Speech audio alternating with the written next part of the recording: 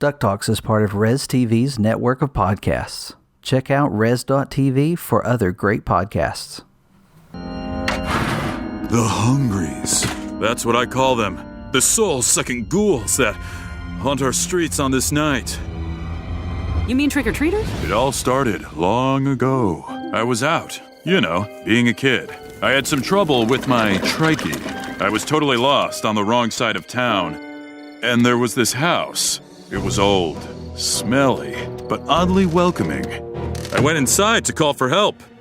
I didn't find a phone, but I did find an ancient scroll. The words were strange and unfamiliar. When I read it aloud, everything changed. It was suddenly nighttime and pint-sized demons everywhere. Every type you could imagine, smiling and laughing, breaking into people's homes, stealing their souls to put in pillowcases.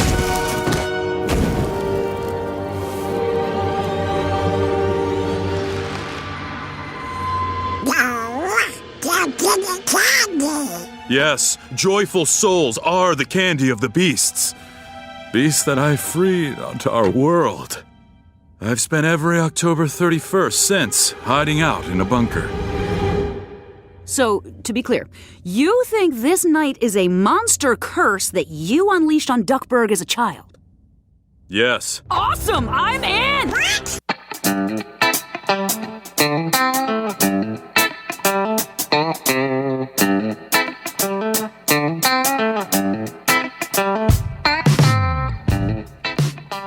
It's the week of Wednesday, October 14th, and you're listening to episode 113 of DuckTalks.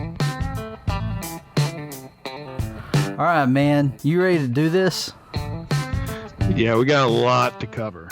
Let's Dewey this. Oh, wait, this is the week for Let's Huey this. You're not lying. And I'm officially pirate on vacation, Steven. Yeah, I love that. Okay, we're going to get into that. We're jumping the gun. We've got so much to talk about, so much to go over, 2 episodes to cover because we're behind.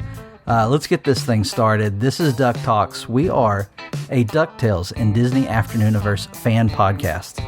We're going to be talking about the new series on Disney XD, DuckTales. We will actually, all of this episode is going to be centered around that, but on other episodes of our show, you might hear us talking about the original or the classic Disney Afternoon. If you're new to the show, if this is the first time you're listening, welcome. We hope you enjoy the show, and you'll reach out and let us know that, either with a comment on Twitter or over on the blog, or an email, ducktalkspod@gmail.com. However you wish to get a hold of us, I'm sure you can do it. If you're a returning listener, one of those who've been with us maybe for a while, or if you just come back for your second episode, thanks for joining us. We're glad that you're here and that you've stuck around and that you're part of our community. And we've probably had a lot of conversations with you over the last few days because it has been overwhelming how much information we've received over the upcoming episode, Let's Get Dangerous. I was not expecting all of this, to be honest. So on Tuesday of last week, we got our first little bit of news on the upcoming episode, Let's Get Dangerous. This episode will air on Monday the 19th at 7 p.m. And it's the episode we've been looking forward to because we are all huge Darkwing Duck fans. Man, I haven't even done our introductions. I'm so on top of it tonight. My name's Mitch, and I have Pirate Steven joining me for now. Pirate on vacation, Steven. Pirate on vacation, Steven. And joining us soon will be Josh. We had so much to cover, we had to go ahead and get started, but he's on his way. Hopefully he's not in a lot of traffic. But yeah, so last Tuesday we received information on casting for Let's Get Dangerous, and this was something we've been looking forward to. I think we called both of these pretty early on. We felt like these officially announced voice actors or actor and actress, who we knew were going to be on the show. We thought they were going to be a good fit for these characters based on what we had seen or heard for them. But we had confirmation that James Monroe Eagleheart will be voicing Taurus Bulba in the episode, which was exciting because we thought he'd be in this episode. We knew he'd be this season. we thought this episode, there's confirmation, and it's perfect because we also knew we were getting the DuckTales 2017's version of Gosling Mallard, or just Gosling probably at the beginning of the episode, in Let's Get Dangerous. And so we also received confirmation that Stephanie Beatrice would be voicing Gosling. Now, Pirate, I know you were familiar with James' work. I'd seen some clips of him from Aladdin. I think you shared some stuff too. What'd you think about that casting? Yeah, James has a really deep voice. I love him he's from Broadway, and he's known as the genie from Aladdin. He got a Tony Award for that. And also he was in Hamilton and several other Broadway shows. And he was on the Rapunzel series. I know he's on an episode of Vampirina, so he's definitely done a lot of voice acting as well. He's got a very strong voice. You can also catch him, and we'll be promoting this as well. He's going to be singing the Oogie Boogie song from Nightmare Before Christmas for a benefit for charity in the month of October. So we'll let you know when that is. But he's just great, and I love that he's in this universe. He is very much excited to be in Darkwing Duck, and I know we kind of knew he was going to be Taurus Bulba. We kind of guessed it early, and he would whenever we would guess it was him as Taurus Bulba, he would like the tweet. So, and he was already liking Darkwing Duck stuff before that too. That was the tip off. Darkwing. We love it when people know the characters are as enthusiastic and excited about it as the fans are. So he's going to be great, and I can't wait to see what he does with this character. And looking forward to that. My family, we love Tangled, the series. We love Tangled, the movie, but the series. And his character, Lance, is one of the highlights of that show. Oh, there's so many great characters on that show, but I was really excited to hear that he voiced that character, and it gave me a little bit of an idea of what to expect. But we've since had a additional promo that featured Taurus Bulba, and it included his voice, of course. And I'll put a clip of that here. This is the future. Gentlemen, I give you the Ramrod. Should have put a tarp over it for a dramatic reveal. So very exciting. Now, we have not heard Stephanie Beatrice Gosling. She was in a couple of the promos, I believe, but not speaking. So we did not hear her voice. So I have gone to YouTube and looked at a few things to get an idea of what her voice could be like. And she seems to have a lot of range. So it'll be very interesting to see where the character goes, because her voice was very distinct for the show. And I have a feeling they might not go that route. I think she may be very different. Maybe the heart of the character, but not so much the voice. Could be wrong, though. Yeah, I'm kind of glad. I mean, we already got 3 promos for Let's Get Dangerous this week.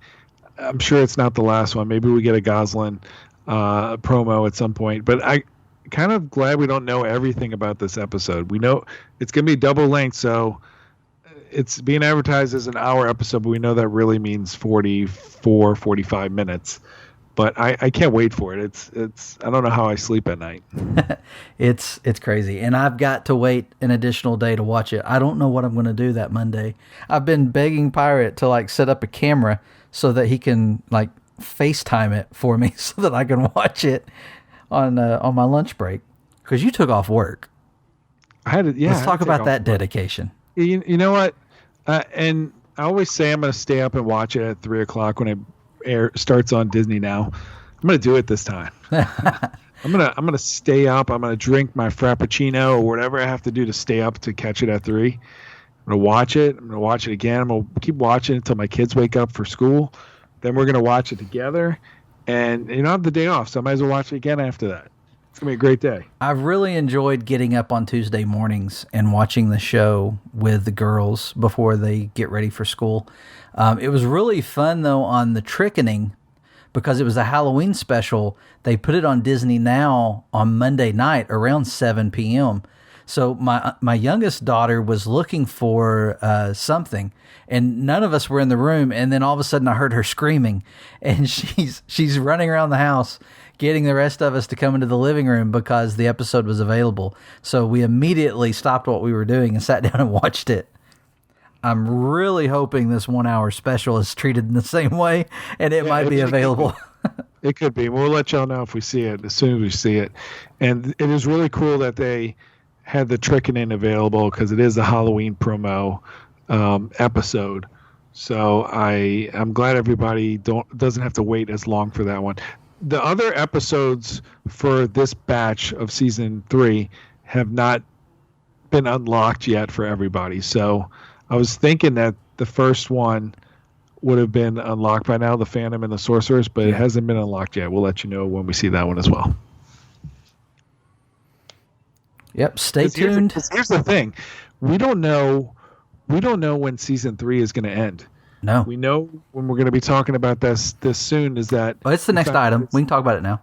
We can talk about it now. Yeah. Yeah, we know that there's going to be some episodes in November. We weren't expecting that. I know Mitch will tell you, we thought that the Escape from Impossible was going to be the last episode before another hiatus. Well, lucky for us, we're going to get episodes all through the month of November, all the way to the last day of November, which is going to be the awesome Christmas episode we've been waiting for. But after that, I would expect a long hiatus because Disney's not going to put episodes in December. And who knows if it's going to do January or February. It could be March, April, or May if we're being consistent with the other years when we expect to get the rest of the season 3 episodes. And then here's the killer part. That means that the season 3 episodes are going to only be available on Disney Now until season 3 is concluded, plus a month to a month and a half. So Let's Get Dangerous will not be on Disney Plus until the summer of 2021 at the earliest. I think you're right. I was shocked when we saw it's not an official announcement that there's episodes in November, but here's the deal. There's a Twitter account, YouTube channel, various, I think they're over on Facebook too, I've seen recently, but there's an account called Disney TVA News, and they cover all Disney animation. They've got a lot of followers, so they put a lot of stuff out there. They, without fail, receive the highlights about a week early. Don't know how they do it, but they get them. And we've tried. We've reached out to various people at Disney trying to get the highlights early, and it's not happening.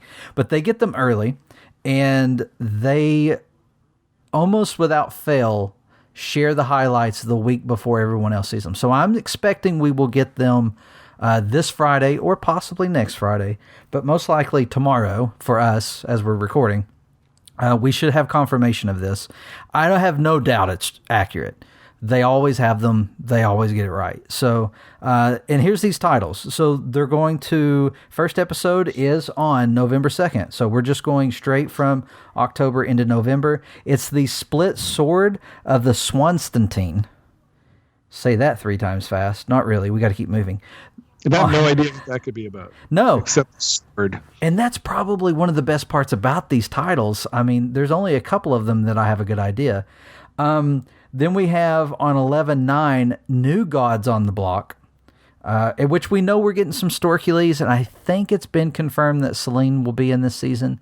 And we saw Zeus on the poster. So, but that doesn't appear to be in a direct reference to them, but maybe other Greek gods. So yeah, New Gods on the Block, 11/9. On November 16th, we have The First Adventure, and I've had a lot of conversation with fans about this one, about what it could be, and a lot of people are talking about it being Scrooge and Della and Donald early on, but allow me to submit, what if it's Scrooge and Matilda and Hortense? Because that would have been the first adventure. I would love to see it, but I feel like we're getting Hortense and Matilda. But if you listen to the title of the next episode after this one, I feel like that is more than Hortense Matilda. But what if we introduce them with a flashback and then get them in the next episode? Because the next episode on November 23rd is the fight for Castle Mcduck.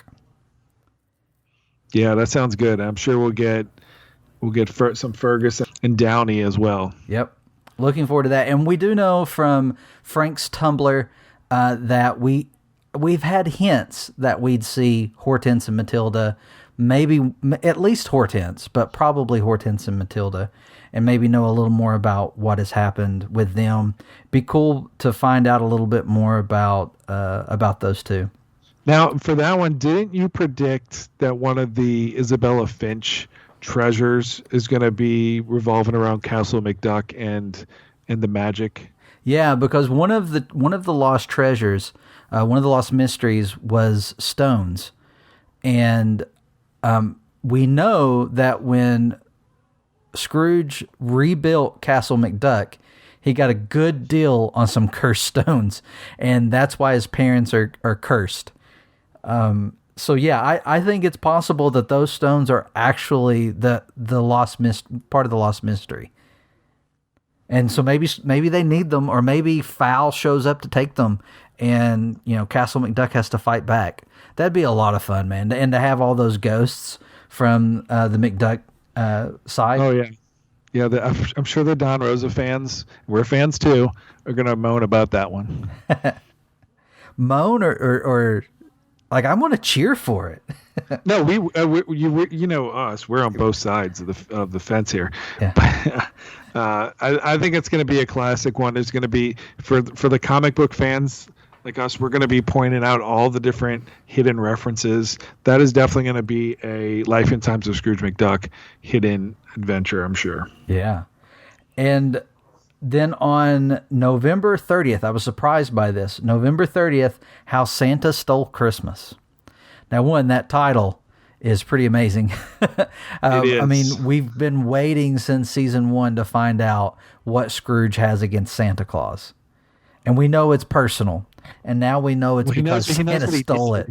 He knows what he did.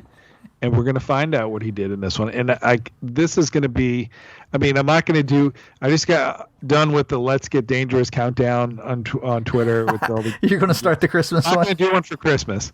But I'm telling you, that is going to be a classic. I feel like the last Christmas episode, Last Christmas is definitely something that anybody, like 10 years from now, 15, 20 years, you can watch that as a Christmas episode, as a standalone, and love it. I feel like this will be another one like that. And here's another thing. Do you think Santa Claus is in Fowl? Oh. No, I don't think they do that. I mean, honestly, I think it's going to end up being a misunderstanding and Scrooge has had this grudge all along. Because I don't think they do that to Santa for all the kids. Well, they could. They could. He is a polar bear. Yeah, that's true. They're pretty vicious. So who knows? Maybe. I am surprised by the date, though. November 30th, I thought it would air first in December, but it looks like we're going to get a early start to the season, which, there's already Christmas stuff out in stores, so what am I saying? And that one, I believe, was one of the first production episodes. So it's and the Halloween one, we'll talk about soon, is I feel like it fit in well with when it was aired, as opposed to production when it would have been the first episode of the season. So I feel like it fit in really well there, and I feel like the Christmas one will do the same, where it can kind of fit anywhere. Yeah. In the season. Yeah, and Frank has said they intentionally did that. They designed those episodes to be standalone and be able to air at any time. And that was a good move because it allowed them to be very flexible. Because we thought we were going to see these episodes last year. But we didn't. All right, let's see. Now we also, we had the November episodes. Then we had, now this was the big surprise. This was the one that caught all of us off guard. I had no idea that it was coming. This was a couple of days ago, man. It feels like a week ago. A couple of days ago that there was a Darkwing Duck promo that aired. it just blew my mind. It starts off with the mayor of St. Canard, Alson, didn't see that coming, talking about how these villains have shown up. Now, spoilers, if you weren't expecting spoilers, shame on you. Of course, we don't consider promo spoilers. If it's officially released, it's not a spoiler. So yeah, Alson is the mayor of St. Canard, and the Fearsome Four have shown up through a portal. And then we cut to some cool Darkwing stuff, and we see Gosselin, we see Taurus Bulba, the four, we've got just some crazy stuff going on. Man, it was nuts online. I mean, it just completely derailed productivity. Yeah, what were we supposed to do the rest of the day? It was besides nuts. Watch the trailer and then have that Darkwing Duck rap song play over and over again. I mean, it's brilliant. I love it. I love how Chris is developing as the voice actor of Drake Mallard. I feel like, and I love he's more confident now as opposed to being the non-confident Darkwing Duck that we saw in previous episodes like Moonvasion. Yeah, the proto Darkwing. He's kind of just becoming, because he wasn't really Darkwing the last time. Well, that's not true. He was. Never mind. I'm forgetting about Moonvasion.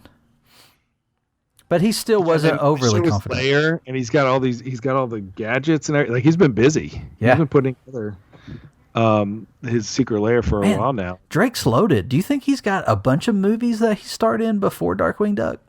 No, but I mean, you gotta love that he has his own Darkwing Duck movie poster. Yeah, from the movie he was, which was in Launchpad's home too, in the Trickening. I don't know if you noticed that. I feel kind of bad because I don't have it in my house. We need that. I'm a big Darkwing fan. That's something they should sell. They should sell with that bobblehead.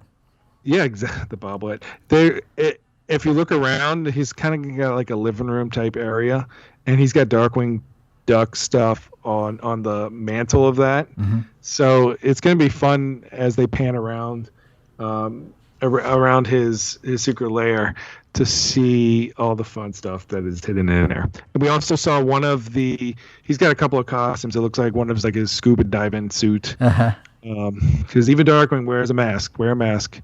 And the other one was from a classic episode of Darkwing Duck, where it was really cold and he had to fight a cold villain. So which was a callback. Yeah, I can't wait to see all the hidden references. The other thing, there's this other cool one where the rat catcher is flying. You see the moon in the background. That kind of felt Darkwing Duck NES cover to me. Are you talking about the scene where right after he and Gosselin and Launchpad are you talking about that scene? Yeah, we get to see the rat catcher in action. Yeah, so they go up a ramp and they fall into the water. Dude, that is from Darkly Dawns the Duck when he first meets Gosselin. That exact thing happens. Launchpad wasn't there, but yeah, everybody that has Disney Plus needs to watch Darkly Dawns the Duck immediately. You have to really think about it when you say it. Hey, Josh has joined us. Josh, we've just started into the Darkwing conversation for Let's Get Dangerous. Ooh, all right. So this is the trailer, right? Yes. Well, the multiple promos, but this is the first one. We're talking about the first one right now. What did you guys think? Because we had seen Bushroot in earlier promos. Like, we knew he was coming in the October promos, but what did you guys think when that scene happens very early on and through that portal comes not just Bushroot, but Liquidator, Megavolt, and Quackerjack? I was excited. Nah, it's you were kind of like wondering, well, how they're going to bring these villains in, because they were really just actors in a TV series. So it was a very clever way to have real villains in St. Canard by doing it that way. And we find out later in the third promo of the week that it's one of Taurus Bulba's inventions that does that. Yeah, and from that promo, we find out that the Ramrod, which is another callback to Darkly Dawns the Duck. Darkly Dawns the Duck. You got to think about that one when you say it, or at least Part I 1 did. and 2. You're right, part 1 and 2. That the Ramrod in DuckTales and Let's Get Dangerous will create or produce anything you want. So it's interesting that he would do this. I'm guessing it's because he's already face-to-face with Darkwing. And he's like, I wonder what you would like to deal with. And that's why he pulls them out. Also, the last we saw these characters was when we were introduced to the Darkwing Duck show by Launchpad, as he was telling Dewey about it in Beware the Buddy System. And there were only 3 of these, right? Bushroot was not in that episode or that clip. So it's interesting. But the other 3 are exactly as they appeared in that show. So I'm thinking they're being pulled from the show because it's well known that the show existed. And I'm saying Taurus Bulba, we're guessing he's going to be a villain because he looks like he's enraged later in this promo. I've seen some other theories as well. Someone said that maybe Darkwing does it because he wants to really fight villains. Because if you see him in the trailer, there's a billboard. Darkwing made his own billboard up talking about he's here, he's a hero, he's ready to fight. And he doesn't have anybody to fight. Maybe he doesn't have anybody to fight, and maybe he accidentally, because that's the kind of thing that Darkwing would do, is accidentally create villains for himself. How egotistical of him. And somebody else I read said maybe Mcduck does it, because Jim Starlin would love to have his own henchmen. And that's what I thought would happen. I thought like Jim would be bringing these characters, but it's not going. Mcduck is so big that I guarantee you, I can close my eyes and see it, that it's going to be the outro, the ending of this episode, where Mcduck is going to show up, and that's kind of like to be continued when the series starts. Now, Jim would have never shared the spotlight with other villains, so there's no way he would have brought these characters in.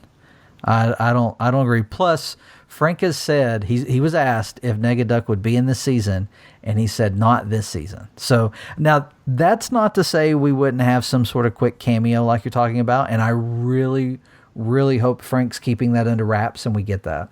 But we know he won't be part of the story, or at least an active part of the story. Now, did Frank write this one? You know, I don't have it. I don't know that that's been released yet, but I can't imagine he would let anybody else do it. I think I saw that Matt Humphreys and Jason Zurich are the directors on it. Okay. That makes sense. Maybe one has part 1 and one has part 2. Well, that's how Moonlander and I think Shadow War. Was Shadow War a 2-parter? Yes. So I think both of those episodes were treated that way. Or those, you know what I'm saying, 2-parters. So yeah, we've got our first look at the Ratcatcher. It was awesome. And then we get a scene. Josh, we talked about, I don't know if you were on when Pirate was talking about the lair, which was really cool to see the lair and all that Drake has built up. But then we get some Taurus Bulba and Gosling. Did you guys notice the first time you watched this that Gosling has a crossbow? Or did you catch it at all? I had to catch it on an 81st watch or something. Someone mentioned it online, and I was like, what? So I had to go look for it and saw it, which is kind of a callback to the Quivering Quack, which was her alter ego when she decided to fight crime on her own. So that's a cool callback to that. I want to know where he got all these gadgets, because he was just an actor that was supposed to be in a movie. See, I'm thinking he had a very successful career before Darkwing. Yeah, maybe he was a child actor, like in maybe a peanut butter commercial or something, or a cereal, and maybe that's where, or maybe his parents have money. Who knows? Or maybe Scrooge McDuck's funding him. He's done that with Gizmo Duck. Maybe he did see some potential, even though he told him nobody pays attention to him. Yeah.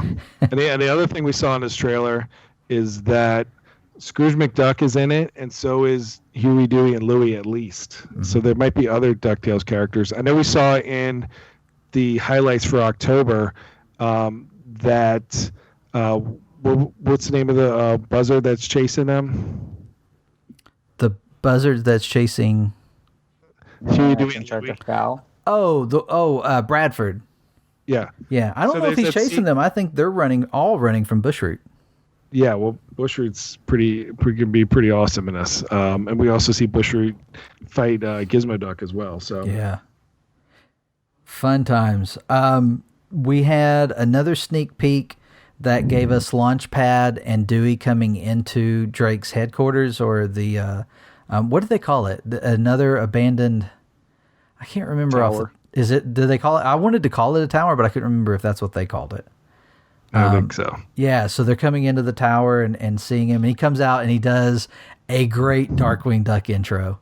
I am the terror that flaps in the night. I am the toddler kicking the front seat of crime. I am... Is that motorcycle your face? Drake! Oh, hey, I'll help you. Is that the one where he gets disrupted by Dewey? Yeah, hitting the motorcycle. He says, "Is that your face?" Yeah, I like when Launchpad says, "You love Darkwing, and then you play Darkwing, and now you are him." Yeah. It's going to be a lot of fun. I can't wait for this episode. And then today we had an additional preview that included Taurus Bulba and the Ramrod. And like you said, it had Scrooge and the triplets, or at least Huey and Louie. Because Dewey's hanging out with Launchpad and Darkwing. Yeah, so this is probably happening at the same time. And we find out the purpose of the Ramrod, and we get a little sneak peek of what it can do. So, man, 44 minutes of goodness coming our way for the next episode of DuckTales. Here's the other thing, too, with these promos, and I know I've said this before. I don't like that they put the promos on the same night the same day that the new episodes of DuckTales have been airing, because they kind of people have been pumped up and more excited about the trailers than the episodes. Yeah, there's been very little discourse on the Foreverglades episode. Which we'll talk about, but it was an awesome episode. Yeah, and the episode before that as well. People were talking about whatever the promo was. I feel like they should give us one day to geek out about it, or at least show it or air the promo during the Disney XD when it officially premieres instead of during the day, so that it could be the episode can get the main focus. Yeah, let it air first on the channel that during the episode, and then have it available online the next day. Yeah, that would be better. And they've done this a number of times. It's not the first time that it's happened. We've definitely commented on it before. It is kind of frustrating when it's that feast and famine, where, we just have so much to talk about all at one time, and then we go a lengthy period of time with nothing. It would be cool if they spaced it out. Friday, tomorrow, would be a great time for all this information to come out for Monday to get everybody pumped. But for some reason, they have some analytics that's telling them it's better to put it out the same day as the episode. But, man, it makes running a fan site hard. Yeah, we've been busy nonstop. It's been crazy. I don't even know how many blogs we've done this week, but it's been a lot. And there's more planned. So yeah, and every time we put one out, when someone asks, when's the next one? Something's got to happen first. Yeah. All right, so I think we've got 3 more news items before we get into the review. So we're going to go through these pretty quick. Josh, I wanted to save this one for when you were with us for sure, because we haven't got to talk about it yet. But at the beginning of October, it was announced that the Ducks were coming to Disney Sorcerer's Arena. Disney Sorcerer's Arena is a mobile game that we are currently playing, and there is a DuckTalks club within the game where we play with a bunch of our friends and we play this game together. There is an aspect of it that allows you to play as a club. We do conquests. We have missions that we complete in order to earn additional club coins, which are used to purchase things within the game. And so by working together as a club, we're able to go furthering to get more stuff.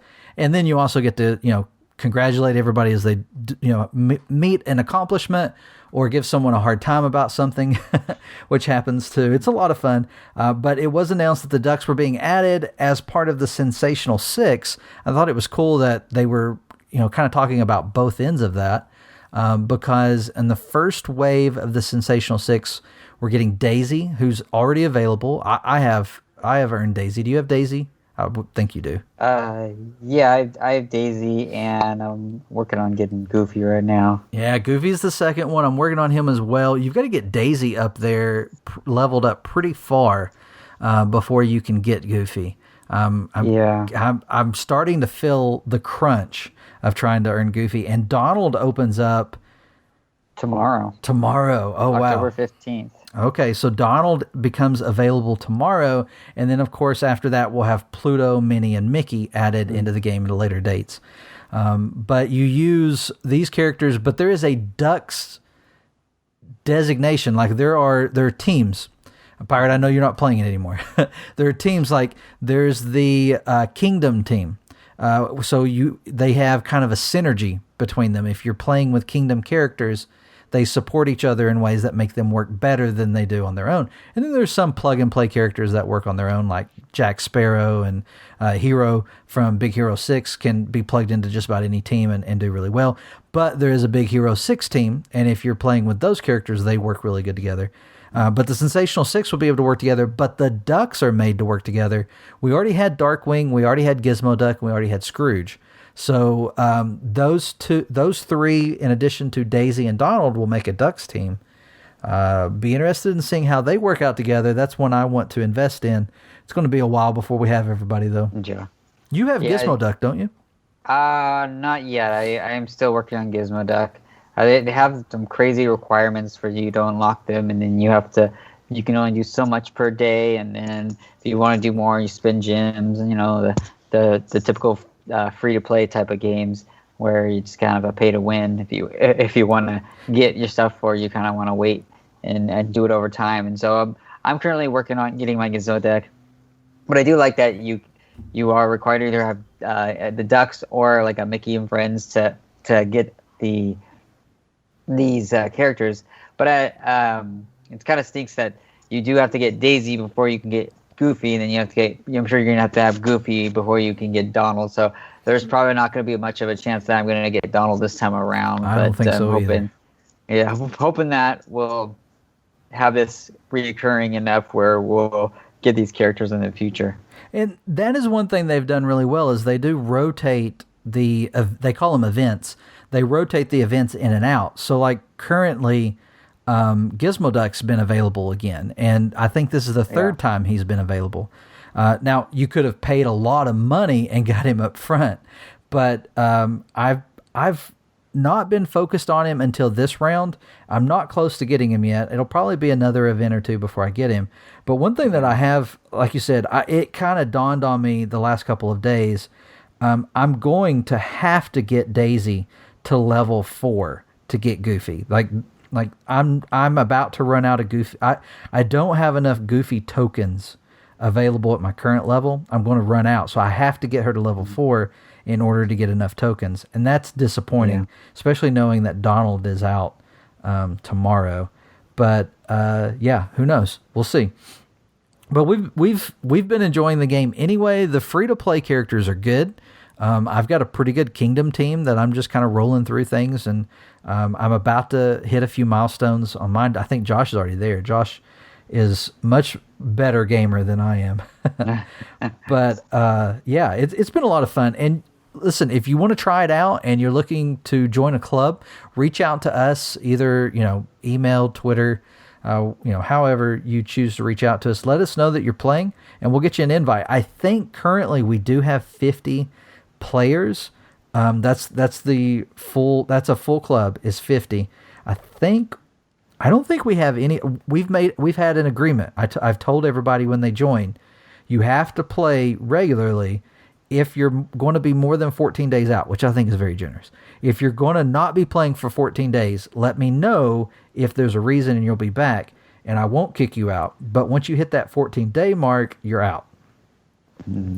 And I'm trying. And we'll help you. Like if you're new to the game, we'll definitely help you to know what to focus on at first, just to kind of get through and kind of get the hang of things. Because easily you can kind of go the wrong direction in this game and kind of feel overwhelmed or not progress because you kind of spent your time in the wrong direction. So you're gonna have to.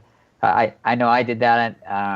I did that for Mitch sure. Did that too, and so we kind of had to shift focus. And sometimes it's not always the best characters are the ones that you want. It's kind of like sometimes the characters you want to play aren't that great, but if you focus on other characters, then you can get these characters and still play with them and have fun. I was extremely disappointed when I had to make the call to quit putting resources in Monterey Jack. But he's worthless. For the time being. Until they've done the rest of the Rescue Rangers, he's going to be redone, and then that's right. And they've done some adjustments and brought some characters up. And you know, Josh and I, we're not even the top of our team. Josh, you're number 4, actually doing very good when it comes to how powerful. And I think I'm in the top 10, but it's because I spend all my time managing the team. But not true. But yes, if you're new to the game, we have plenty of people who've joined who have been new to the game. We've had some cycle out who've decided it wasn't a game for them, but reach out to us. We'd love to have you as part of the club. We are currently full, and I just checked. Everybody is currently playing, but we'd be more than happy to add you in the future, because people do. They lose interest. Right, Pirate? What are y'all talking about? Not if it's not Emoji Blitz. Yeah, someone asked me, why isn't Pirate Steven playing anymore? I was like, he's playing Emoji Blitz. That Emoji Blitz, it's a time sucker. I mean, on Twitter, Scrooge McDowell would tell you that curse you for telling him about that game, because it sucks up all your time. Listen, that meme was one of the highlights of doing a podcast. We have a Curse You DuckTalks meme, and I love it. I've saved it on my phone. I have used it myself now. on yourself? Yes. Okay, so we've got some Duck merch, just a couple of items. Let's go through these quickly. There was a DuckTales 2017 pin announced. However, most of us will never have a chance to get it unless we pay a lot of money on eBay. Pirate, can you tell us a little bit more about this gorgeous Facts. pin?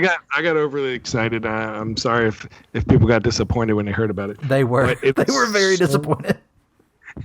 It is so rare to see DuckTales 2017 official. You don't see me doing the air quotes. Official merch, and there's been pin releases before. There was a open edition pin that is still available with Huey, Dewey, and Louie and Webby when DuckTales was officially rebooted in 2017. I think the pin came out in 2018. There's been a Launchpad Disney Soda Fountain Hollywood pin of him drinking a root beer float, which is another one that's hard to find.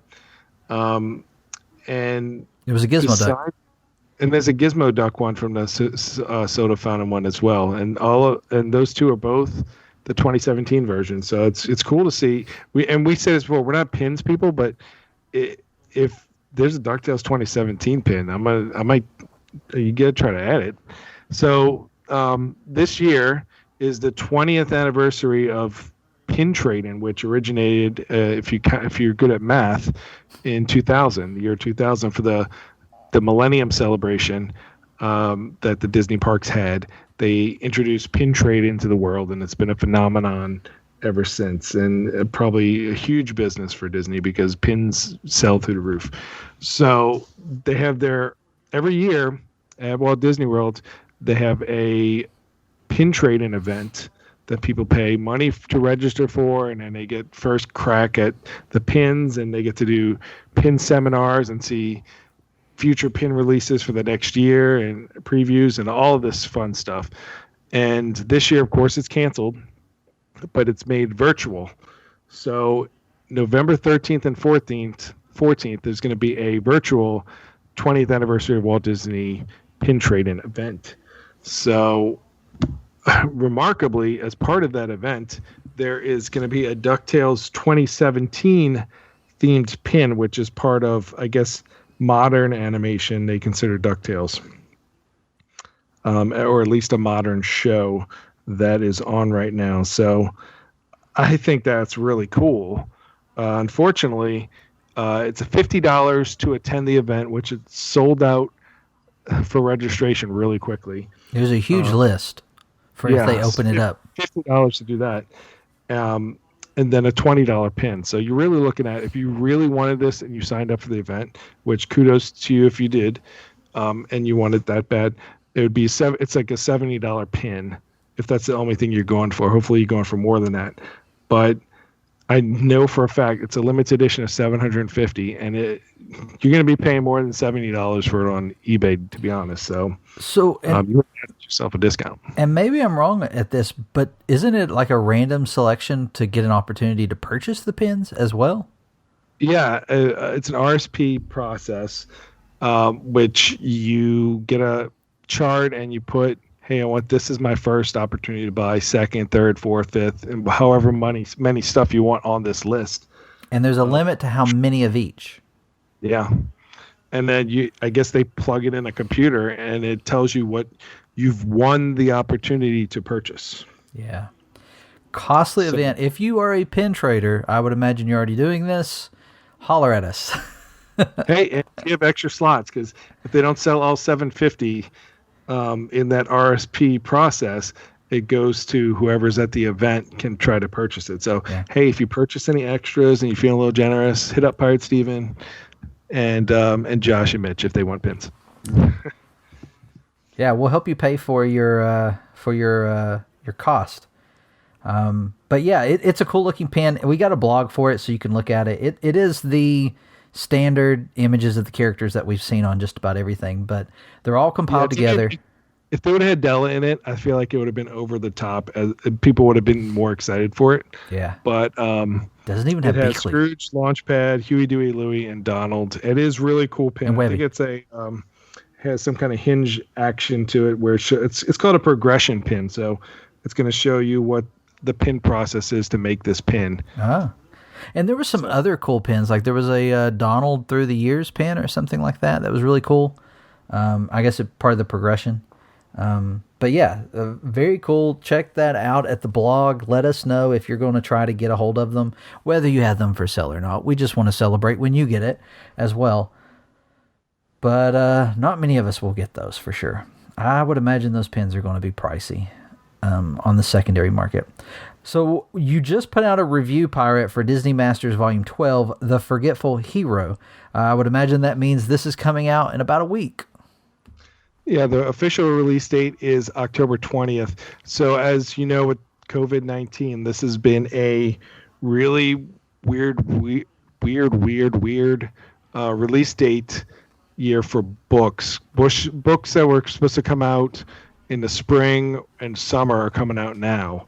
So this was originally supposed to come out in July. It was pushed back till October, and we're getting a lot of really cool book releases that we were supposed to get during the summer. We have Disney Masters Volume 12, which you just announced, which you just said was coming out next week. The Forgetful Hero. There's the Sunken City, which is Disney Masters Volume 13, will be out 2 weeks from then, which is the Mickey and Goofy volume, and then. Also in November, there's Disney Masters Volume 14, which is going to be another Donald release, which has a lot of feathery in it. And from people that have already seen this book, they call it the Essential Feathery, because it'll have all these great feathery stories that, if you're not as familiar with the character from the comics, you'll get to have them collected in this book. So I'm really looking forward to that one as well. But as we said, if you're a reader and you like these characters and you want to find all these hidden stuff from the DuckTales episodes and in the universe, we definitely can't recommend enough the Fantagraphics library, because it's like reading history books on stuff we actually want to learn about and love. So definitely they put a lot of care into their book releases, and you should check out any of those books, because if you're inside, you might as well have time to read. Yeah, and we want to make sure that we say sponsored on this, because Fantagraphics does send us a copy to review, and it's amazing of them. They've been doing that pretty much from the beginning when we reached out to them about our journey through the Duck comics.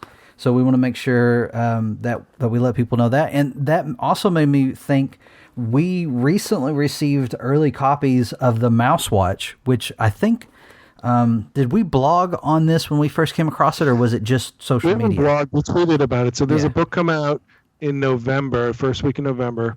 It was originally supposed to come out in May, so this is another one that got pushed back.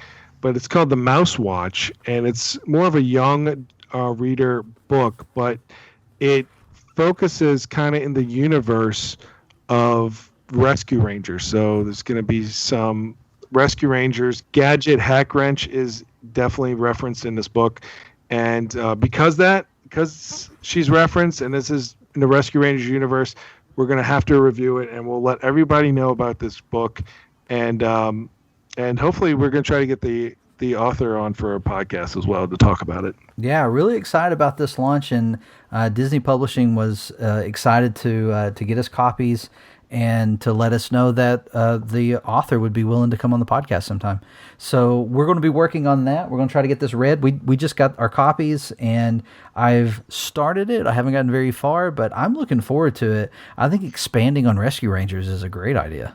Yeah, it sounds like even if you just read what the synopsis of it is, it definitely sounds like something that could be made into a cartoon series or a Disney Plus thing down the line. And that's one of the questions I want to ask the author when we talk to him. Well, it really makes me think about, I don't know if you remember this, but Frank shared his pitch for Rescue Rangers a while back on Twitter, and it really reminds me kind of this premise. Obviously not this individual story, because this story is about separate characters, but the premise of, because Frank had connected Rescue Rangers with the Rescuers in a pitch, and it was amazing. We'll have to find that sometime and talk about it. But we do need to move along. Forgetful Hero will be out. What was that date again? October 20th. Okay. And one other thing I don't think we've done, going back to Let's Get Dangerous, there was, when we had the casting news, we also received the full description of the episode. And there's a couple things in this, just briefly. Darkwing gains an unlikely sidekick, Gosselin, they added that, as he uncovers a dark conspiracy tied to the missing mysteries, meaning Isabella Finch, I think, and one of Scrooge's employees after stopping a break-in at Scrooge's St. Canard lab. Jamila Jamil guest stars as Wanda, spelled like Buddy in Buddy System. It stands for something. And Lin-Manuel Miranda and Chris Diamantopoulos return as Fenton Crackshell Cabrera, Gizmo Duck, and Darkwing Duck, Drake Mallard, respectively. So we knew Jamila Jamil was going to have another role, and now we know that it is Wanda. We don't know if Wanda's a sentient robot or an operating system. It makes me think of Jarvis or Friday from Marvel and Iron Man. But, it does start with a W, and so does Waddlemeyer, which was Gosselin's name before she was adopted. Ooh.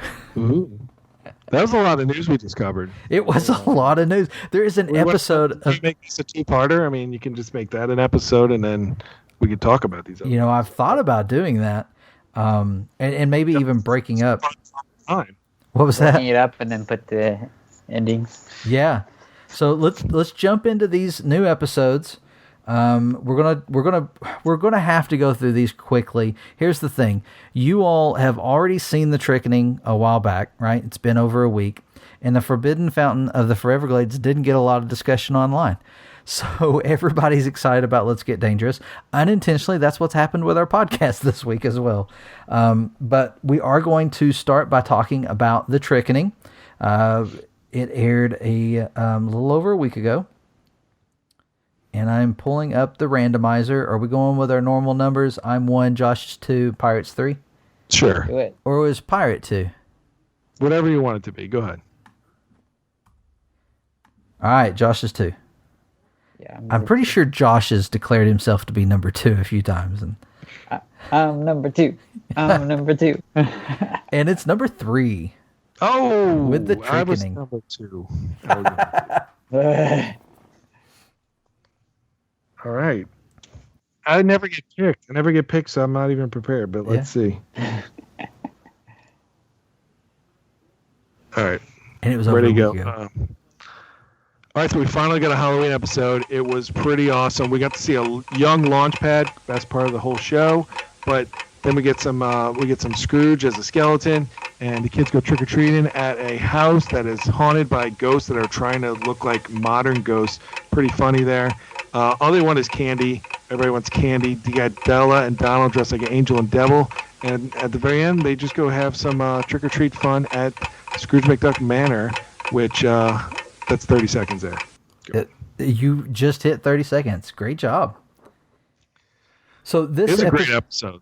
It was a fun episode. Let's go over who worked on the episode. The story was written by Christian Magales. The storyboards were done by Stephanie Gonzaga, Von Tada, Brandon Warren, and Crystal Ureta. The episode was directed by Matthew Humphreys. And it was titled The Trickening. Should have opened with that. It was a great episode. It was a lot of fun. And it was an episode we've been looking forward to since very early on in this season.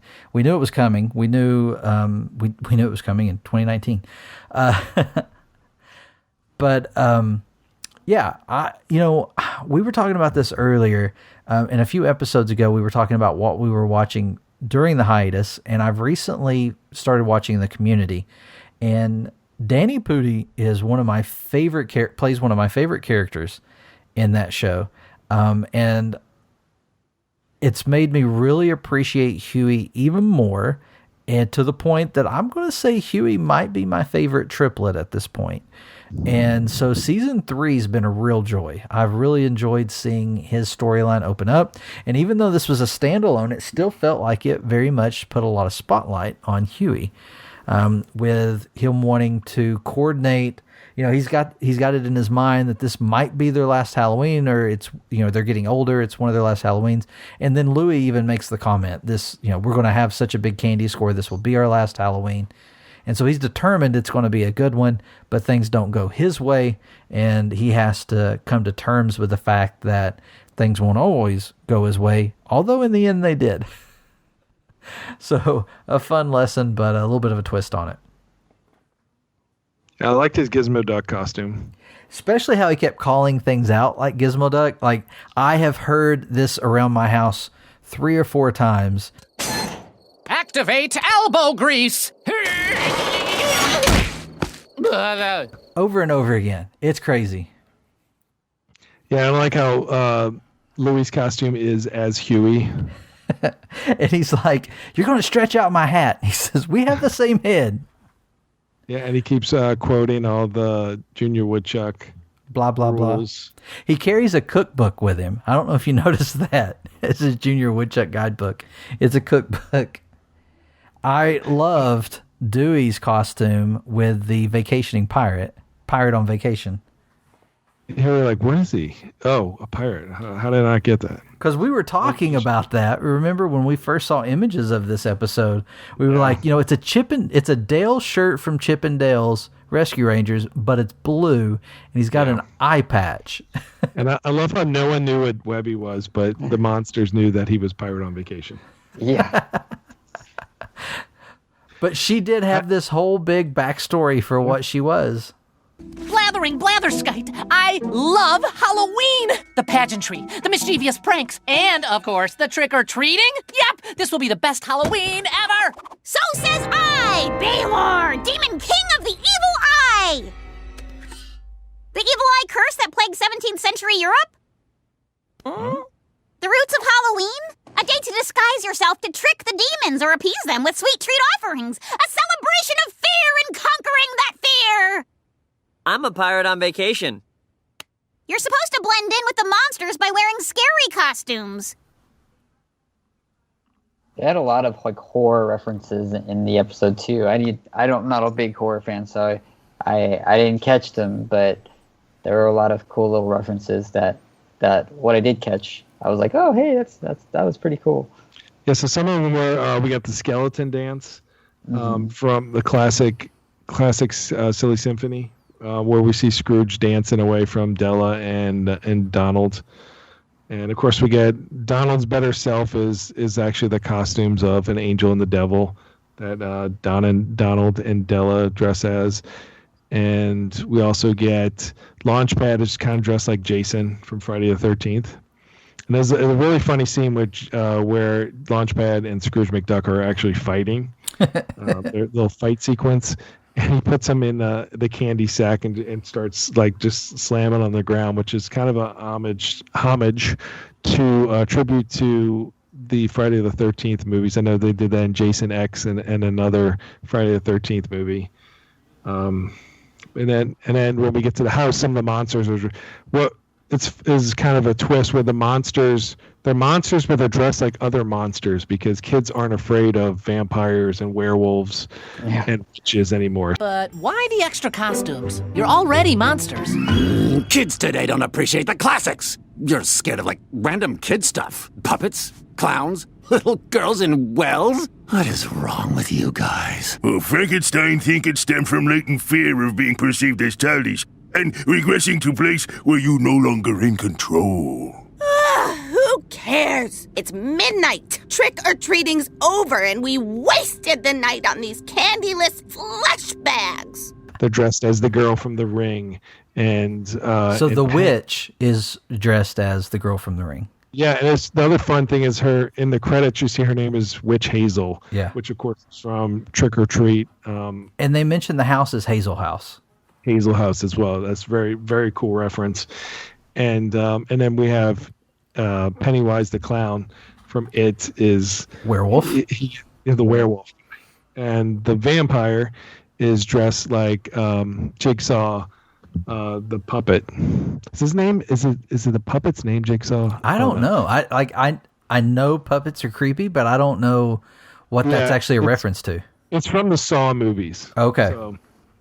So yeah, a lot of great references to. And another fun one is when Scrooge is breaking in the door. It's kind of like from The Shining when Jack Nicholson is trying to get in the door. There was another scene with the hallway that was from The Shining as well, with when the monsters come running through and they see Donald and Della and they're like creepy twins and they take off.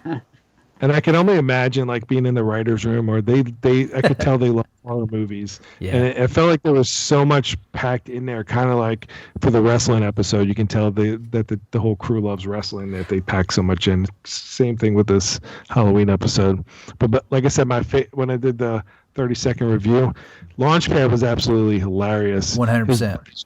Yeah, they showed his backstory of him as a little kid and goes to this the Hazel House, and he thinks he created Halloween when he reads the candy wrapper, the ingredients of the candy.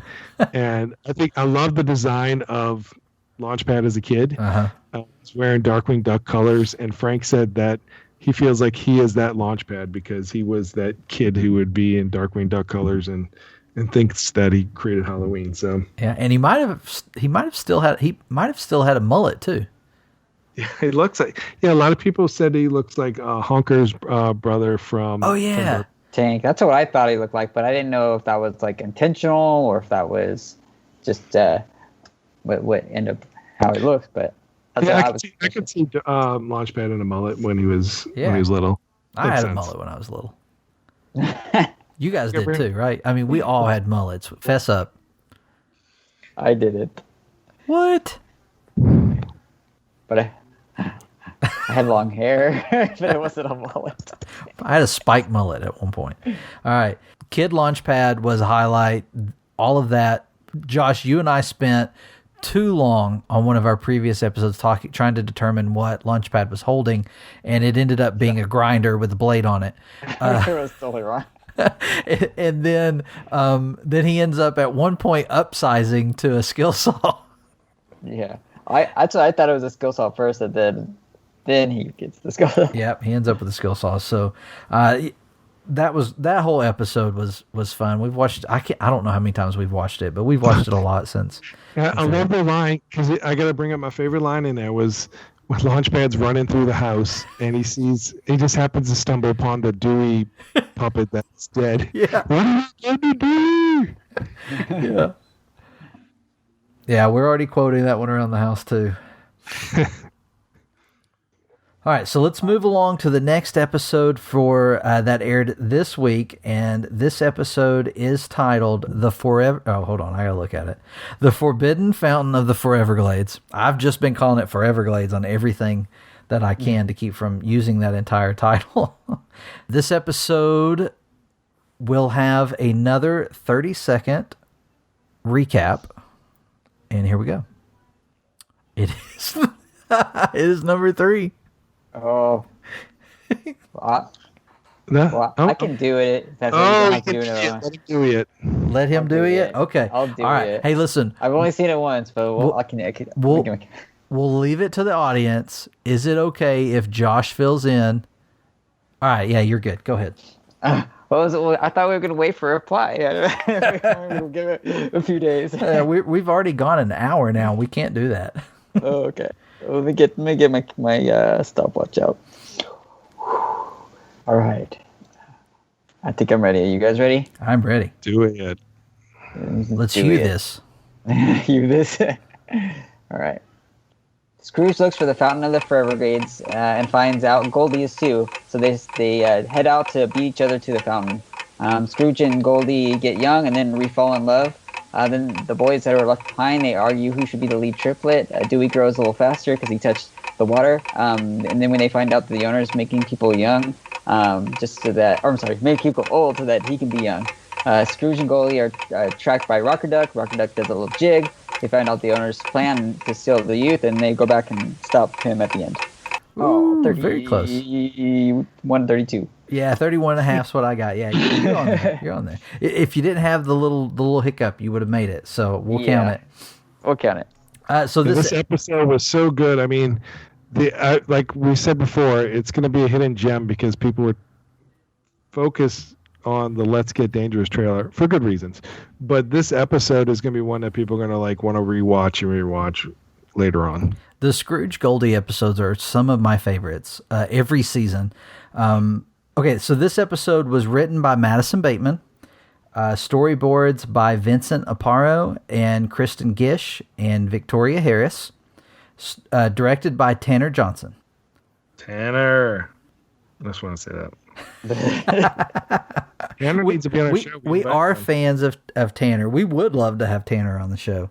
It's been a little while since we've spoken with that guy. He's been busy. All right, you got to hit him up, man. Well, we need to do it. Let's do it this week. All right, so this episode... right now I'm looking up... I'm looking up who wrote House of Lucky Gander. Do we know that wrote that? Oh, man, that was a long time ago. Let's see. Because I'm about to go into like a couple of minutes of why this... Oh, yeah, you already mentioned that when we were talking before. Writer's Matt Young. This is Matt Youngberger. Really?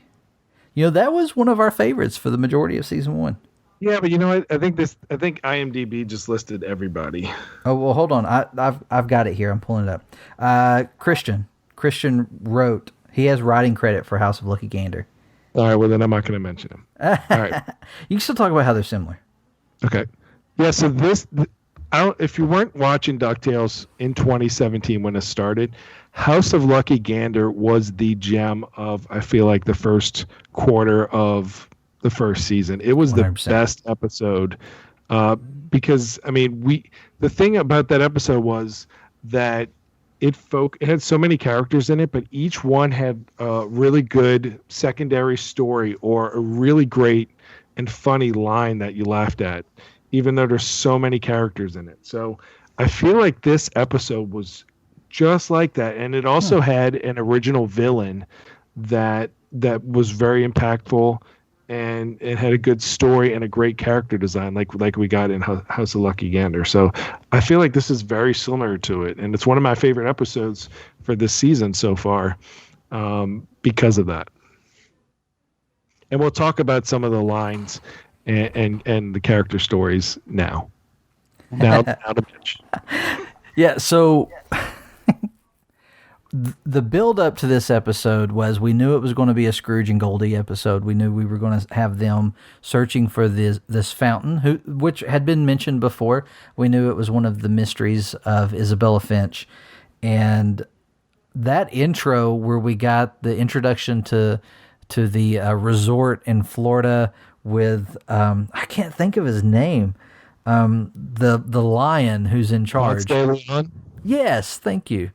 And the funny part is my kid was learning in social studies that week about Ponce de Leon. So oh yeah, I kind of gave him a look and go, yeah. About this has got to make it into your report this week. This is a true biography. How it went down in Florida. But he was a great character, and I didn't think about, just like with that episode in season 1, it's a one-time character who we're not going to get again. It's very unlikely that he returns. That's kind of gruesome ending for the character. I was a little shocked, which we had seen an image or a quick clip of him going down in the water, and you couldn't tell what it was. You could just see his fingernails and knew it was something kind of gross. But wow, that got dark really quick at the end of the episode. Kind of reminded me of the ending of the Indiana Jones movie, the third one, where the guy drinks the wrong cup and he gets all like. In the trickening, we had some Scrooge, which was nice. It's always refreshing to get some Scrooge McDuck, but he was really goofy. It was more of a goofy Scrooge McDuck, which we didn't talk about at all. Was his quest to get this candy in that episode, in his backstory. This house is closed for Halloween. Oh, but we were gonna do a haunted house. I wanted to have that candy to trick-or-treaters. And I wanted to scare those trick-or-treaters so that they'd never close their eyes again. Then go bother Launchpad. I'm going geysin'. Back in Glasgow, this was the one night a year I could eat sweets like a rich man's son. Through sheer hard work, I earned more treats than all the kids in town. And every year I aim to reclaim that glory. Apparently he has this lifelong love of trick-or-treating. First time we heard about it, though. But we go from that goofier Scrooge, who had a really cool costume and is probably going to be on my pumpkin this weekend when I carve it. We go from that to the adventuring, searching Scrooge again. And he's cranky and old and probably a little older than we've seen him. I mean, we've seen some back problems in previous episodes, but when he goes in and he's like, youth is wasted on the young, sounds like something you'd hear Scrooge say for sure. It comes back in the episode a few times. But when they walk in and you've got all those spring breakers at the resort, and they ask him, why, if you hate young people, why did you pick this place? And he's like, it's the closest one and the cheapest. And it seemed very on point. Yeah, lots of good parts there. And then when the introduction to Goldie didn't feel forced at all, but it was great to have the character in the episode. And I love that Scrooge was planning on taking a break and icing his back. But then all of that changes and him and Webby take off to try and beat Goldie. And Allison Janney is with us again and does a great performance as Goldie. We've seen her. Has she been in season 3? She was in the Louie episode, right? Was that this season? It's all kind of running together at this point. I can't remember because it was so far long ago. I think the last time we saw her was the Doofus episode, wasn't it? Or she was in the background of Moonvasion. Has she been in the episode since Moonvasion? Or in the show? Happy birthday, Doofus Drake. Yeah, that one is season 2, episode 18. Yeah. And she was also in Moon. Yeah. She's in the background, but she doesn't actually say or do anything. So yeah, this might have been the first time. I'm not sure. I'd have to go back and look. I can't think of a time. But she's great in the episode. She's giving Scrooge a hard time all the way through it. And I guess that's story A, is them looking for the fountain. I mean, since it's in the title.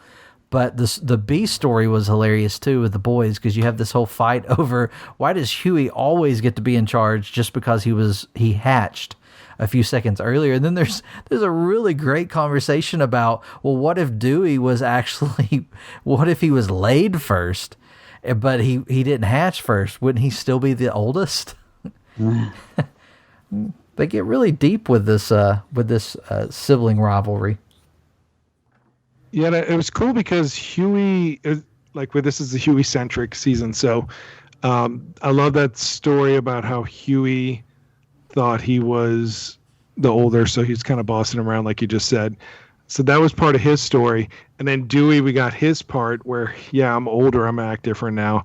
But also Louie had great character development and storyline where he kind of figured it out and put everything together and figured out what was going on. So I thought, like I was saying before, everybody kind of had their own thing going on in this episode that meshed really well.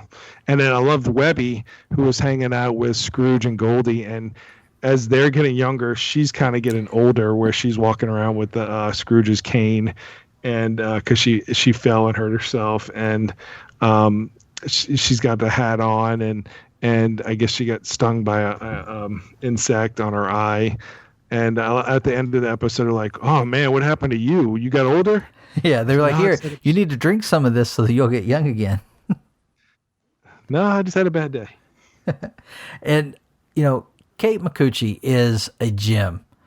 I mean, she does a great job with the character, and there's so many lines in this episode, like you were talking about when she's talking about the mosquito in her eye, and then talking about how she's not older, she just had a bad day.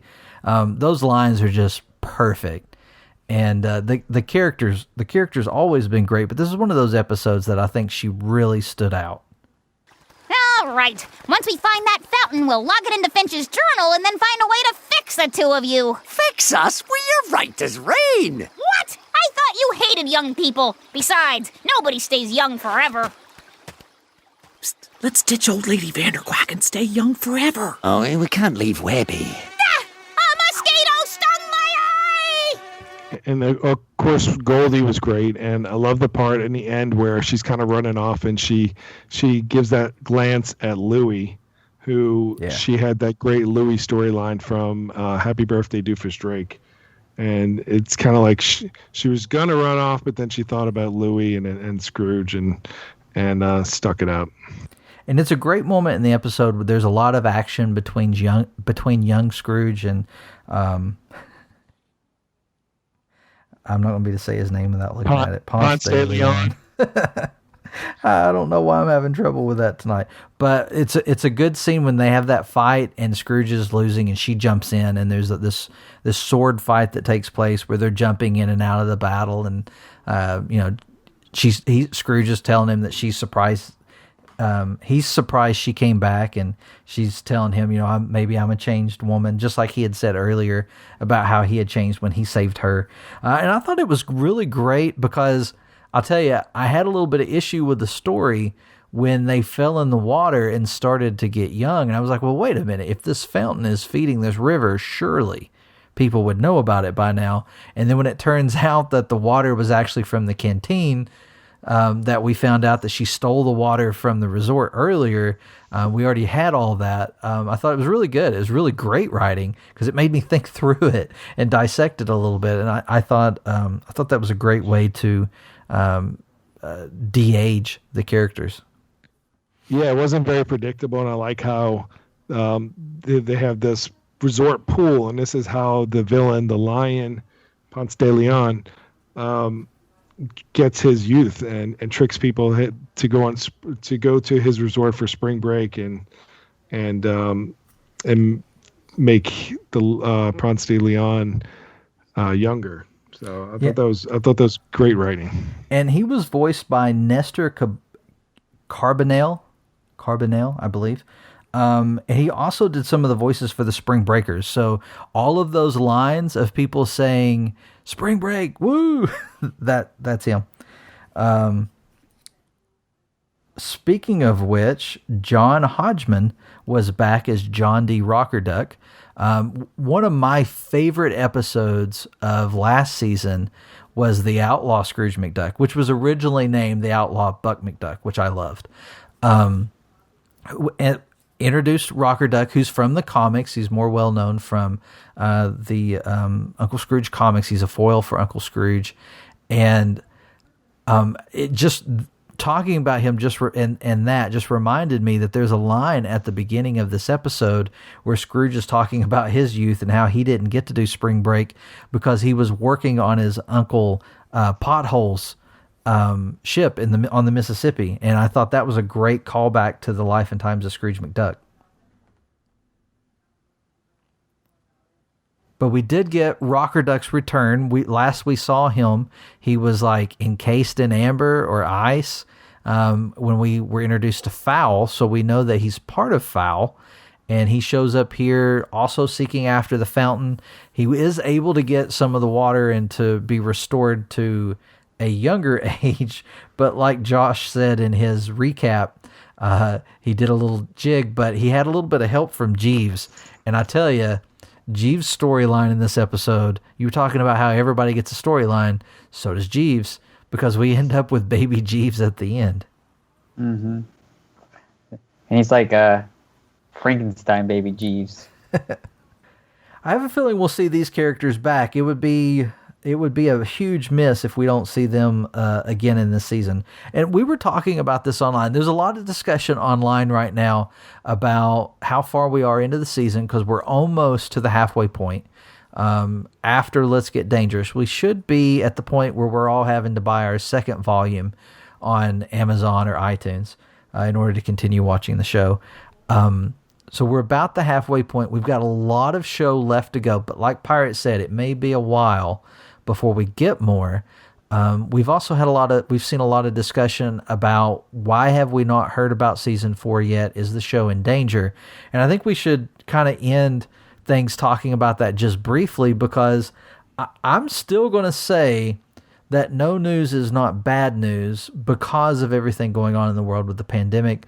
We know things got behind on production anyway, and we know that had San Diego Comic-Con or New York Comic-Con taken place, they would have been great opportunities for us to have learned about, to have had an announcement for season 4. I think it's still possible. There are people still, we're still seeing people rotate off the show and starting to move to other projects. But one thing that I'd like to point out is Frank was asked about that. I believe it was over on Tumblr, and he made the point that the majority of that all the people that we've seen move have actually also moved up. Like they've moved to a director's position, or they've moved to leading a team, or more responsibilities on another show, or something like that. So he's very proud of the fact that his crew, not only does he have a talented crew, but he's seeing his crew move up within the industry.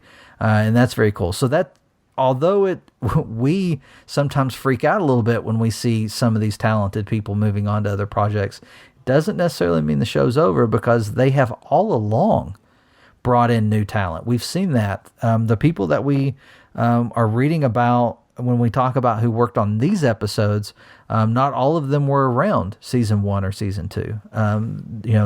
Some of them were, but we have seen a number of people come and go from the show, and it's made the show, very interesting and better, I think.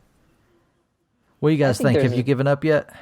No, I think there's a good chance we'll get a season 4 or at least a spin-off series, just because of the fact that with COVID going on, a lot of the live production stuff is kind of at a standstill, and I feel like this kind of stuff, like cartoons and stuff, they're able to still progress and do animation, or they can start storyboards over doing like the either Skype or Zoom or whatever. And I feel like they're able to still work and produce stuff, and that to me would be more of a safer bet of producing somewhat of content in the future, especially when I feel like there might be some kind of a gap before we start getting new stuff. I know there's still shows coming out right now, but it's kind of that, I feel like it's the tail end of before production kind of ended on most of the shows. So I'm so optimistic on getting a new show, or at least a spin-off of a show.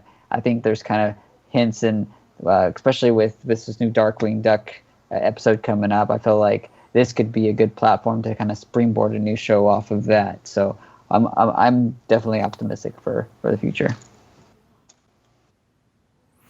Well, and you brought up a really good point about animation being easier to do right now in the with COVID and everything going on, and how sets are just beginning to open up. Movie theaters are in crisis right now. The movie industry just does they're trying to determine what to do without completely throwing out the traditional format, right? And then you got news today. I read this article today from the Hollywood Reporter about how Disney has reorganized. There was a major reorganization that was announced recently. It'll be a big topic among investors in the coming days. And the end of this quarter, I would imagine we'll learn a lot more about it.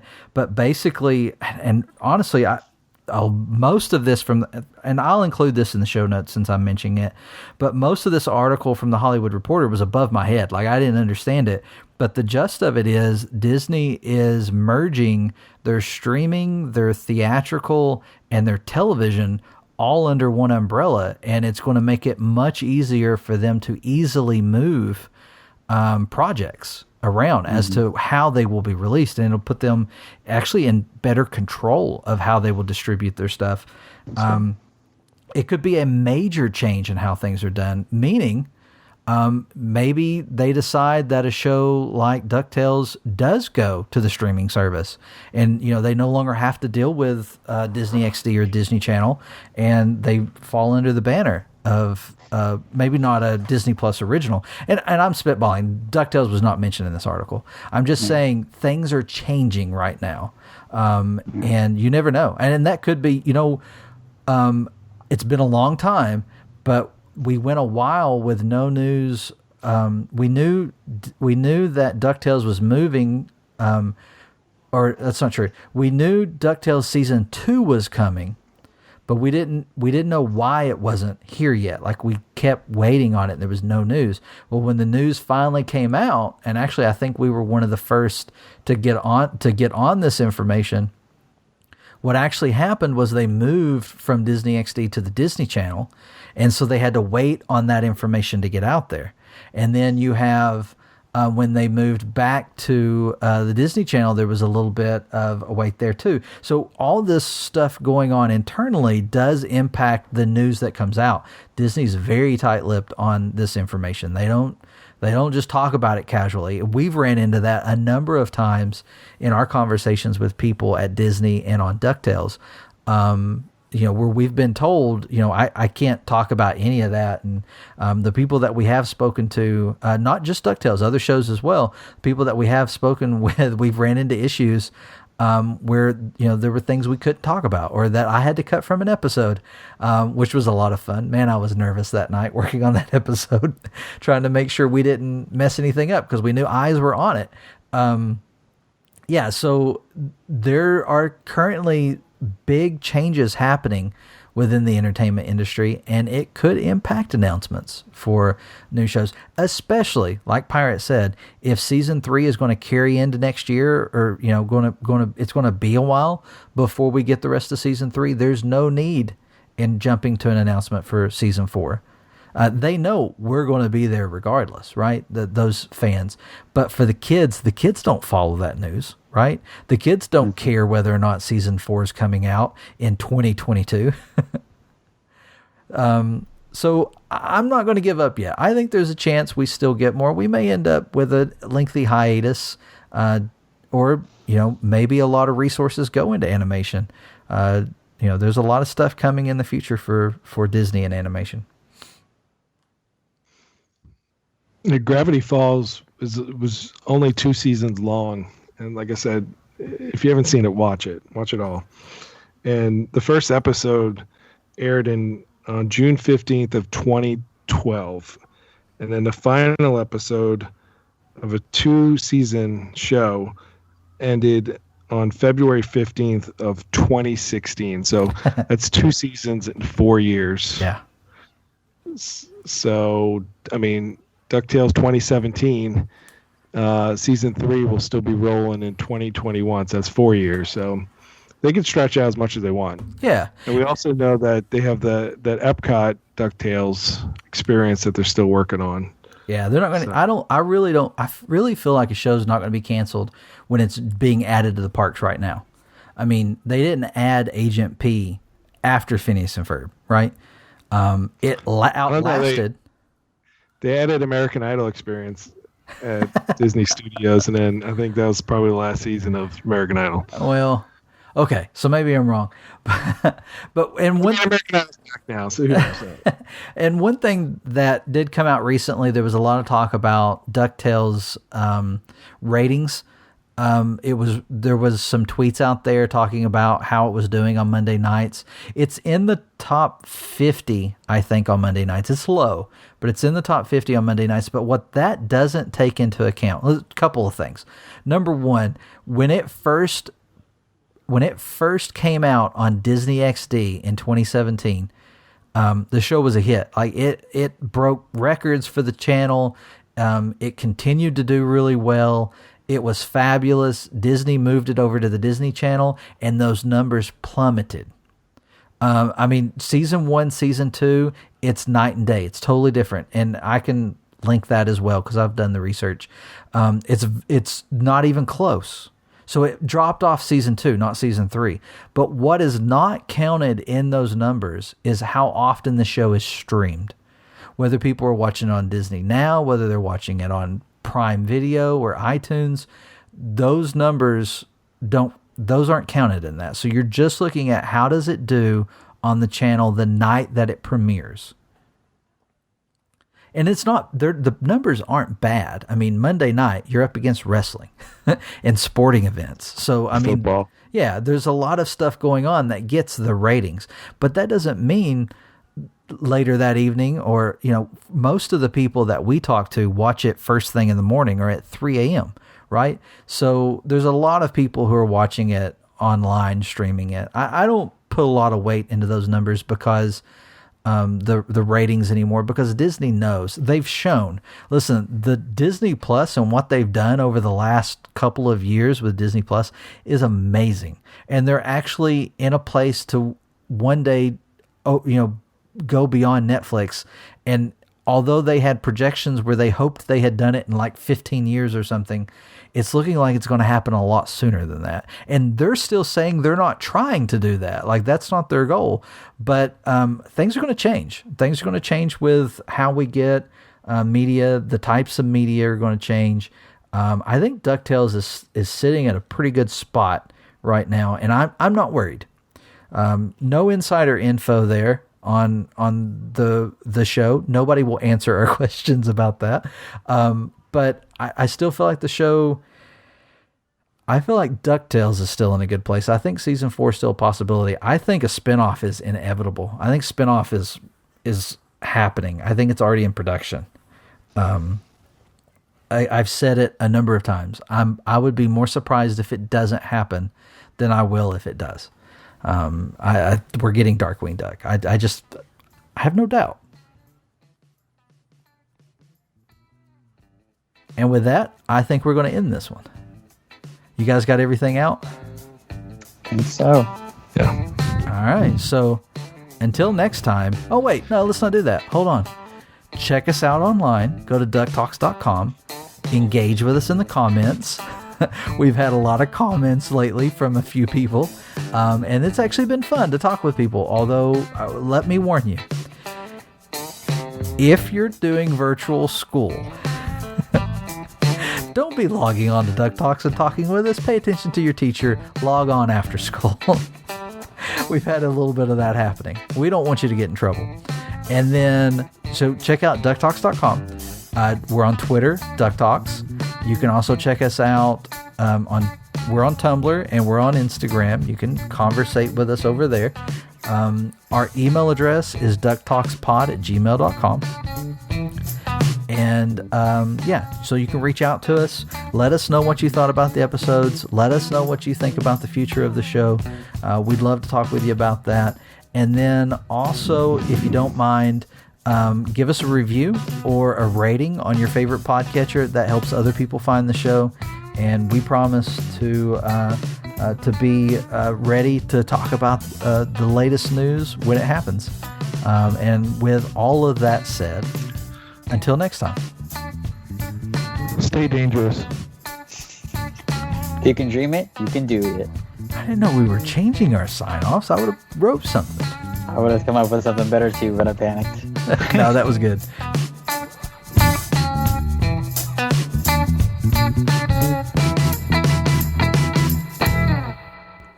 DuckTalks is intended for entertainment and information purposes only. Any sounds or audio clips played on this podcast are the property of their copyright holders.